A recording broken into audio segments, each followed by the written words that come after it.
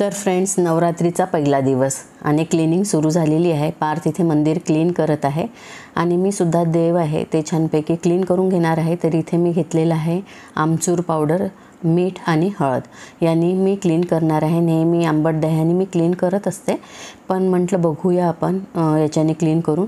तर बऱ्यापैकी छान क्लीन झालेले आहेत।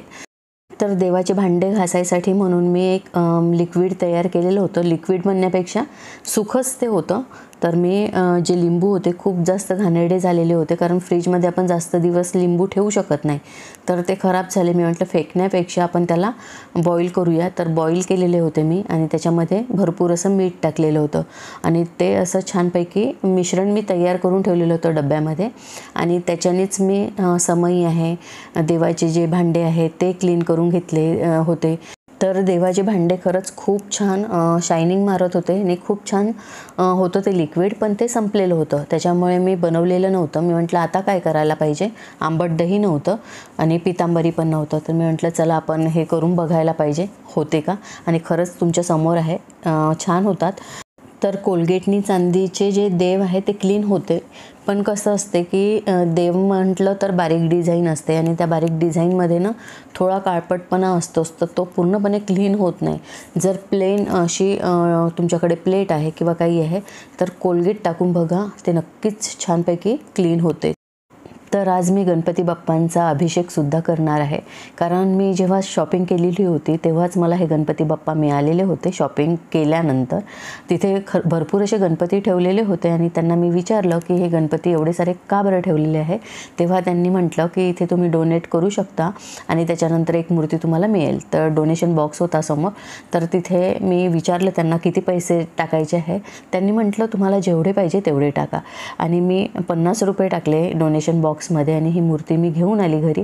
आणि ही मूर्ती सगळ्यांना खूप जास्त आवडली, इतकी रेखीव आहे, मातीची आहे ती मूर्ती, त्याच्यामुळे खूप जास्त असा अभिषेक करू शकली नाही मी।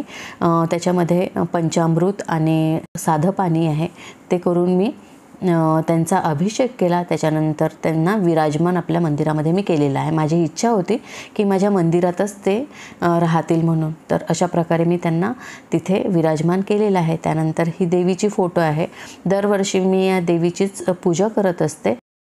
तर मी आज उपास ठेवलेला आहे आणि पार्थने 9 दिवसाचा उपास करणार आहे। तो निरंकार म्हटलं तरी चालेल। रात्रीच्या वेळेस म्हणजे 6 नंतर साबुदाण्याची उसळ किंवा फळ तो खाणार आहे। मी आजचा आणि शेवटचा उपवास करणार आहे। तर छानपैकी पूजा करून घेणार आहे, आरती करणार आहे, त्याच्यानंतर मग तुमच्यासोबत मी आजचा व्हिडिओ शेअर करणार आहे। व्हिडिओसोबत असेच कनेक्ट राहा।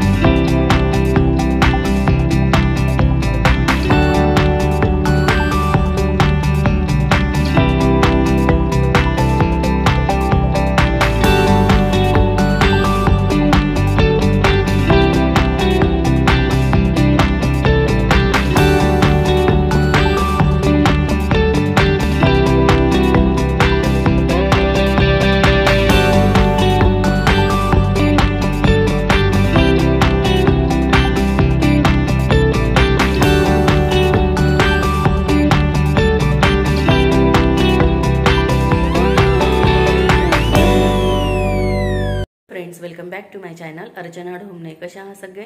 आय होप छानच असाल, मजेत असाल। मी सुद्धा छान आहे, मजेत आहे। आज नवरात्रीचा पहिला दिवस आहे आणि मंदिर छान क्लीन करून घेतलेलं आहे। आता छानपैकी पूजा करून घेतलेली आहे। मी शॉपिंग केली आणि गणपती बाप्पांची मातेची मूर्ती मला मिळालेली होती, तर ती मूर्ती अशीच ठेवलेली होती। त्यांचा अभिषेक करून घेतलेला आहे आणि त्यांना तिथे विराजमान केलेला आहे मंदिरामध्ये। तर छान वाटत आहे, प्रसन्न वाटत आहे. आणि देवीची फोटो आहे माझ्याकडे, तर त्याचीच मी दरवर्षी पूजा करत असते. तर छानपैकी पूजा करून झालेली आहे. छान वाटत आहे, पॉझिटिव्ह वाटत आहे. तर आज दिवसभरामध्ये जर मला कोराडीला जाता आलं, नक्की नाही आहे, कोराडीला जाता आलं तर मी जाणारच आहे. तर ते व्हिडिओमध्ये तुम्हाला दिसणारच आहे. आणि मला आणि पार्थला उपास आहे. जितेंद्रवांसाठी भाजीपोळी बनवलेली आहे. पार्थ तर काहीच खाणार नाही, फळ आणि दुधावरच तो उपास करणार आहे. मला जर भूक लागली तर बघेल मी काय करायचं वगैरे, तसं तुमच्यासोबत व्हिडिओमध्ये मी शेअर करणार आहे. चला, व्हिडिओसोबत असेच कनेक्ट राहा आणि सगळ्यांना नवरात्रीच्या खूप खूप शुभेच्छा. तर फ्रेंड्स, आता 7 वाजलेले आहे आणि हे पार्थला मी फळ आहे ते अशा प्रकारे चिरून दिलेले आहे. आम्ही सुद्धा खाल्लेले आहेत.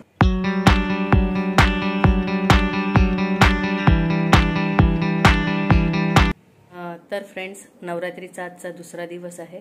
काल छानपैकी पूजा झाली. आमच्याकडे देवीचा फोटोच आहे, त्याचीच आम्ही पूजा करत असतो. काल मी कुठे गेली नाही खेळायला दांडिया. आज चाललेली आहे छत्तरपूर इथे.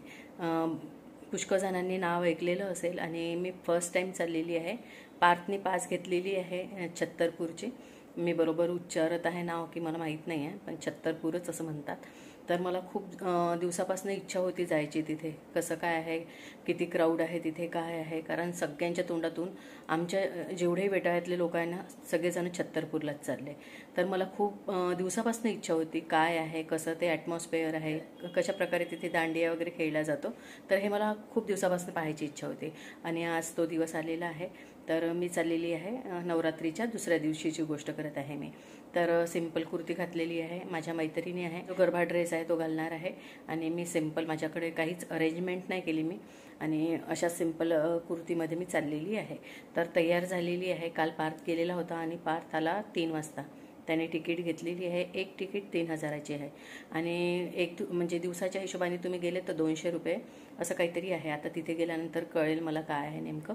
आणि शेवटी मग त्या दिवसाची किंमतसुद्धा वाढते, म्हणजे सप्तमीला, अष्टमीला वगैरे त्याची किंमत वाढते. तर चला, तयार झालेली आहे, आता निघते मी. आणि तुम्हाला सुद्धा तिथे काय आहे, कसं आहे, मला पाहायची इच्छा होती, तुम्हालाही पाहायची इच्छा असेल तर नक्कीच मी ते दाखवण्याचा प्रयत्न करणार आहे. तर फ्रेंड्स, आता बघू शकता इथे इतकी ट्रॅफिक आहे. सगळे ज्या गाड्या दिसत आहेत तुम्हाला, ह्या सगळ्या छत्तरपूरला जाणाऱ्या आहेत. पार्टी इथे रस्ता खूप जाम होता आणि गाड्यानं इथे या पुलावर व्हायब्रेट होत होत्या. समजलंच नाही थोड्या वेळासाठी की काय झालेलं आहे म्हणून. आता बघा, हा फॉर्म इतका मोठा आहे छत्तरपूरचा. इथे बोर्ड दिसत असेल तुम्हाला, तर बघूया तिथे जाऊन काय आहे, कसं आहे ते दिसणार आहे. तर आपण एंट्री केलेली आहे गेटमध्ये. तर लाइटिंगनी छानपैकी सजवलेलं आहे. तर गाड्या बघू शकता तुम्ही, खूप साऱ्या गाड्या आहे इथे. पार्किंगही खूप मोठी आहे. हे बघा पार्किंग, आणि या गाड्या बघा, आणि लोकांची गर्दी खूप जास्त आहे. गाड्या येऊनच राहिलेल्या आहे, लोक येतच आहे. चला, आतमध्ये आपण एंट्री करूया आता. चला, डान्स सुरू झालेला आहे. आता झालेले आहे 9:15 है ना? नाही, कुठे 9:15, 12:15. 12:15 हो, 12:15 येऊन पोहोचलो आम्ही. चला,